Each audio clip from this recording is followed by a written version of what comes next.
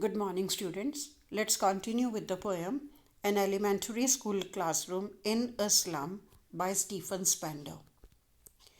Now, yesterday we read the first stanza in which the poet he described the location of the classroom.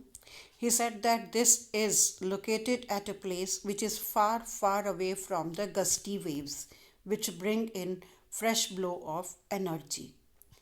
And then he told that these children are like rootless weeds. Like weeds, they are unwanted and they are rootless as well, which means that they do not belong to the society they live in. People, they have an indifferent attitude towards them. Then we read about the condition of children sitting in the classroom. We read that there is a tall girl sitting in the classroom who is sitting with her head weighed down. Her head is weighed down because of the burden. She is physically as well as mentally exhausted.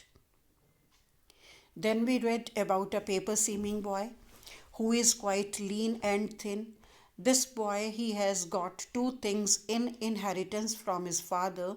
One is disease and the other is poverty. And then we read about a boy who has dreams in his eyes. This boy, he wants to explore a better world outside this classroom. So let's come to the second stanza today. Stanza 2. On sour cream walls, donations, Shakespeare's head, cloudless at dawn, civilized dome riding all cities, belled, flory, Tyrolese valley, open-handed map, awarding the world its world. And yet for these children, these windows, not this map their world, where all their future is painted with a fog. A narrow street sealed with a lead sky, far, far from rivers, capes, and stars of words. So let's have a look at the explanation of the second stanza. In this stanza, the poet he tells us about the condition of the classroom. Remember, in the previous stanza, he told us about the condition of the children sitting in the classroom.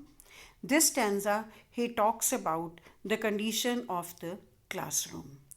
So he begins by telling the color of the walls of the classroom. He says it is sour cream. It is dirty off-white. The literary device used here is metaphor. The very image of sour cream color, it adds to the miserable condition, the pathetic condition of the children sitting in the classroom. So the sour cream, it is use of metaphor. It says donations. Shakespeare's head. So the walls of the classroom, they are decorated with the things that have been given as donations. So one of the wall, it shows the bust of Shakespeare, the portrait of Shakespeare up to his shoulders.